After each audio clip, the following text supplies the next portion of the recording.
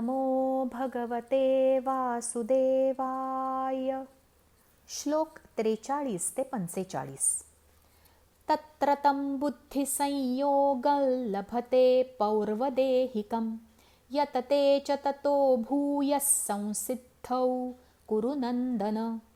पूर्वाभ्यासेन तेनैव ह्रियते ह्यवशोऽपि सः जिज्ञासुरपि योगस्य शब्दब्रह्मां तिवर्तते. प्रयत्नाद्यतमानस्तु योगी संशुद्धकिल्बिषः अनेकजन्मसंसिद्धस्ततो याति परांगतिम्. शब्दार्थ. तो श्रीमंताच्या घरात जन्म घेणारा योगभ्रष्ट पराधीन असला तरी त्या पहिल्या जन्मीच्या अभ्यासामुळेच निसंशयपणे भगवंताकडे आकर्षिला जातो. तसेच समबुद्धीर रूप योगाचा जिज्ञासू देखील वेदाने सांगितलेल्या सकाम कर्मांच्या फळांना ओलांडून जातो. परंतु प्रयत्नपूर्वक अभ्यास करणारा योगी तर मागील अनेक जन्मांच्या संस्काराच्या जोरावर याच जन्मात पूर्ण सिद्धी मिळवून सर्व पापांपासून मुक्त होऊन तात्काळ परमगतीला प्राप्त होतो. भावार्थ. आधीच्या जन्मात आपल्या मन आणि बुद्धीवर झालेले संस्कार माणसाला आठवत नाहीत, पण ते पुसले जात नाहीत. आधीच्या जन्मात मिळवलेले ज्ञान राहतेच आणि वेळ आली की त्याचा प्रभाव दिसून येतो. आपण रोजच्या व्यवहारात दैवी देणगी किंवा जन्मजात गुण म्हणतो ती आधीच्या जन्मात केलेली साधना आणि कष्ट असतात. आपला मूळ पिंड, आवड, कल जाणून ते अधिक जोपासले तर त्यात यश अधिक मिळते. वडीलधाऱ्या मंडळींनी ही गोष्ट जाणून मदत करायला हवी. मुलाला ज्या गोष्टींची उपजत आवड असेल त्यात प्रावीण्य मिळवू द्यावे. आपली स्वतःची आवड, इच्छा, स्वप्न मुलांवर लादू नये. एखाद्या 5 वर्षाच्या मुलाचे सुराचे ज्ञान बघून आपण थक्क होतो, कारण आपण व्यवहारात शारीरिक वय बघतो. आपण अनेकदा बघतो की शिक्षण एका क्षेत्रात घेतले आणि कार्य, प्रसिद्धी वेगळ्या क्षेत्रात मिळाली ते यामुळेच. योग, सिद्धी, अध्यात्म याविषयी मनात अनेक चुकीच्या कल्पना असतात. ऋषी, मुनी, संत, महाराज हेच योगी आणि भजन, पूजन, कीर्तन, प्रवचन म्हणजेच अध्यात्म, तसेच अष्टांग योग म्हणजेच योग असे नाही. या गोष्टी आहेतच, पण या पलीकडे ही योगाची व्याप्ती आहे. कोणतेही काम समरसतेने करणे म्हणजे साधना, कोणत्याही क्षेत्रात यश मिळवणे ही सिद्धी आणि कष्ट करून मिळवणारा योगी असतो. कोणत्याही कसलेल्या गायकाचे सूर स्वर्गीय वाटतात, त्यात ऐकणाराही तल्लीन होतो, असा गायक योगी आहे. रविशंकरांचे सतारवादन, बिस्मिल्ला खानांची शहनाई, सूर्य गायत्री या छोट्या मुलीचे सूर यात साधना, उपासना, कष्ट आणि योग आहे. अजिंठा वेरूळची किंवा भारतभर असलेल्या शिल्पात अनेक जणांची साधना आहे. स्वतःची पर्वा न करता झोकून केलेल्या प्रत्येक गोष्टीत योग आहे. सीमेवर अहोरात्र पहारा देऊन जीवाची बाजी लावणारे सैनिक योगीच आहेत. ते वंदनीय आहेत. 18 वर्षांची कोवळी मुले कुठून इतके धाडस आणतात?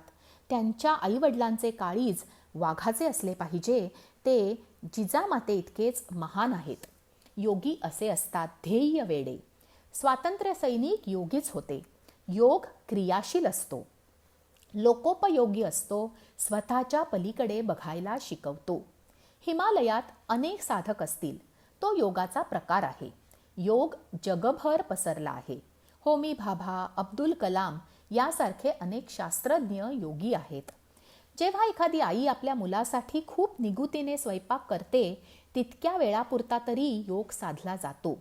एखाद्या स्त्रीने सदा सर्वकाळ त्याच भावनेने रांधले तर तो तिचा योग झाला. एखादा विद्यार्थी तहान भूक विसरून अभ्यास करेल तर त्याला काही क्षण योगाची अनुभूती येईल. माडी बागेत रमतो तोही योग आहे. सतत प्रत्येक गोष्टीत इतकी तल्लीनता आणणं जमत नाही.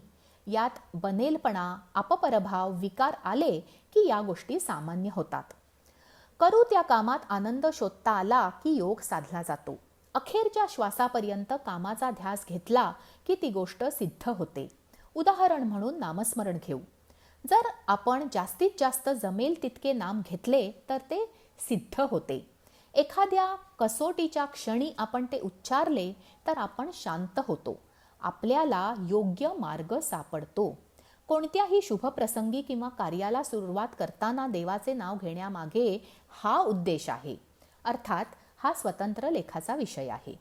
अध्यात्म असे असते, करू ते आनंदाने करायचे, त्यात त्रागा, चिडचिड, कंटाळा आला की भोग सुरू होतो. हे ज्यांना योग जाणून घ्यायचा आहे, करायची इच्छा आहे, त्यांनी जाणून घेतलं पाहिजे. सगळं जग व्यवस्थित चालूच आहे. प्रत्येकाला योग साधेलच असे नाही, कारण ते तितके सोपे नाही. त्यासाठी अनेक जन्मांचे संस्कार आवश्यक आहेत. उपजत आवड हवी. मन शांत कसं ठेवायचं हे कळायला हवं. कसं हे ज्याचे त्याने शोधायचे. ज्या अर्थी जन्माला आलो त्या अर्थी बँकेत खाते उघडले आहे, खात्यात पैसे आहेत, ते काढायचे तर सही आठवायला हवी, प्रयत्न करायला हवेत. असे ध्येयाने प्रेरित होऊन आयुष्य जगणे ज्याला जमते तो आयुष्य आनंदाने व्यतीत करतो. त्याला जगण्यात आनंद असतो.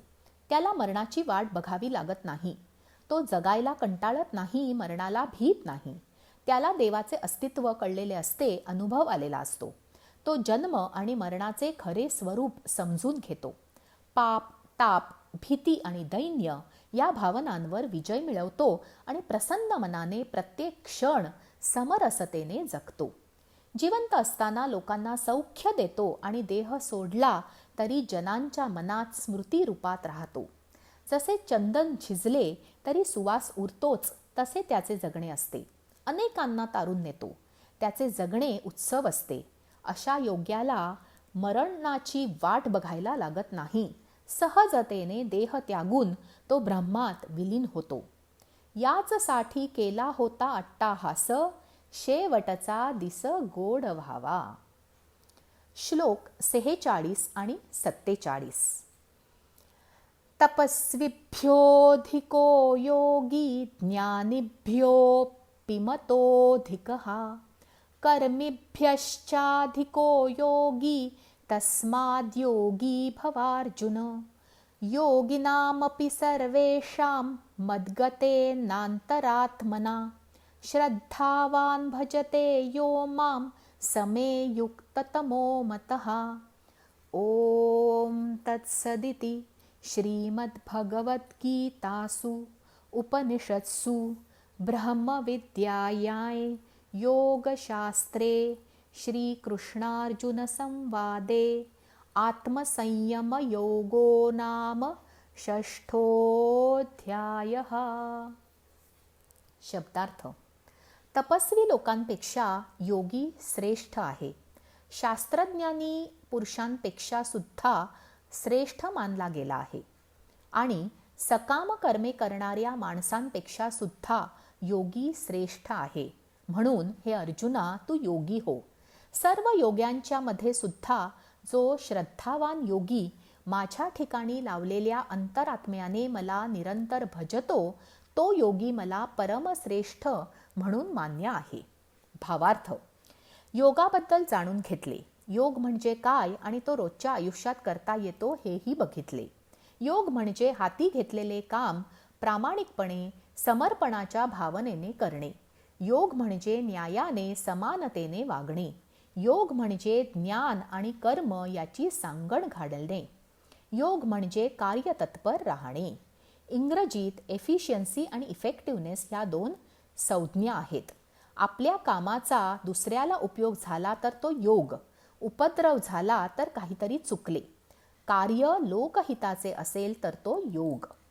रावण भक्त होता, तपस्वी होता, पण उपद्रवी होता, त्यामुळे त्याचा बिमोड करावा लागला. त्याचा उल्लेख म्हणून भक्त श्रेष्ठ योगी असा कुठेही केला जात नाही. भक्त कसा नसावा याचा आदर्श बनला. मुह में राम बगल में छुरी असे वागून उपयोग नाही. अशी भक्ती देव मानत नाही. योगी हा तपस्वी ज्ञानी यांपेक्षा वरचढ आहे. तप ज्ञानामुळे ज्या गोष्टी मिळतील त्याचे क्षेत्र मर्यादित आहे. त्यात समतोल साधला जाईल असे नाही. तप म्हणजे कठोर प्रयत्न. ज्ञान म्हणजे नवीन गोष्टी शोधून माहिती करून घेणे, शिकणे, ते उत्तमच आहे.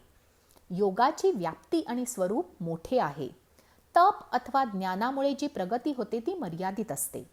योगात तप आणि ज्ञानप्राप्ती असते, पण तप म्हणजे योग नव्हे. जसे सूर्यामुळे प्रकाश मिळतो, पण प्रकाश म्हणजे सूर्य नव्हे. योगाने शारीरिक, मानसिक आणि आत्मिक प्रगती साधली जाते. योगात कुशलता आणि समत्व अपेक्षित असते. योगात अपेक्षा नसते. या अध्यायाचे नाव आत्मसंयम योग. आपण आपल्या आतल्या आवाजाला जाणून घेणे आणि त्याच्या उन्नतीसाठी आयुष्यभर प्रयत्न करणे म्हणजे योग. संयम म्हणजे निग्रह, मनावर नियंत्रण आणि आत्म्याची प्रगती म्हणजे आत्मसंयम योग. चैतन्याला चालना देणे म्हणजे आत्मसंयम. योग योगायोगाने साधला जात नाही. त्याला अखंड परिश्रम, जागरूकता आणि विवेकाची साथ लागते. तत्वनिष्ठ शिस्तीने वागावे लागते. सहन करण्याची शक्ती लागते. बुद्धीला योग्य वळण द्यावे लागते. योग ही तेजाची उपासना आहे.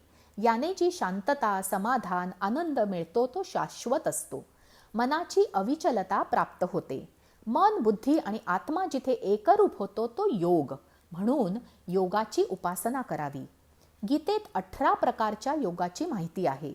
योग म्हणजे मीच्या पलीकडे बघणे, कोणत्याही कार्यात समरस होणे, तल्लीन होणे, जसे भक्तियोग. वारी ही भक्तियोगाचा उत्तम वस्तुपाठ आहे. साधी वाटणारी माणसं खूप मोठं तत्वज्ञान घेऊन जगतात.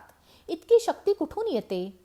ऊन पावसाची, खाण्यापिण्याची, आश्रयाची, विसाव्याची अनिश्चितता असताना चालत राहतात. तिथे जाऊन देवळात दर्शन मिळेल असेही नाही. मग काय साधले जाते? सगुणातून निर्गुण ओळखणे हे साध्य. त्यासाठी वारी हे साधन. इतका मोठा प्रवास ज्या विश्वासाने करतात तो जगण्याचे बळ आणि कोणत्याही अडचणींचा सामना करायची प्रेरणा देतो. मग ते सावळे ब्रह्म डोळ्यांना सगळीकडे दिसते. हा वाया गेलेला वेळ नाही. कोणतीही मेडिटेशनची शिकवणी न लावता केलेले योगाचे प्रात्यक्षिक आहे. यामुळे जो आत्मविश्वास मिळतो तो अजोड आहे. हे त्या वारीमागचे मानसशास्त्र. हा अनेक योगातील एक योगाचा छोटासा भाग. योग गीतेत आहेच. आपण वाचताना यात योग कुठे ते शोधू. ही या अध्यायाची महती.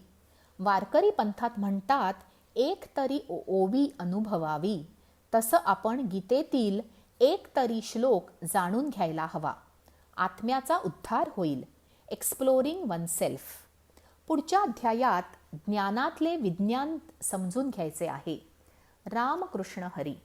आजचे निरूपण इतकेच. जय श्री कृष्ण.